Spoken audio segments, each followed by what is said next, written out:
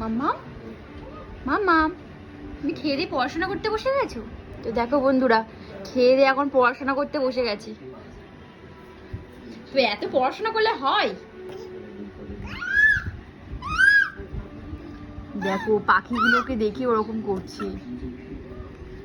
মাম্মা মাম্মা,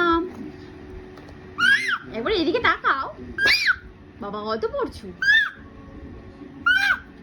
মাম্মা, এবার হাই বলে দাও সবাইকে।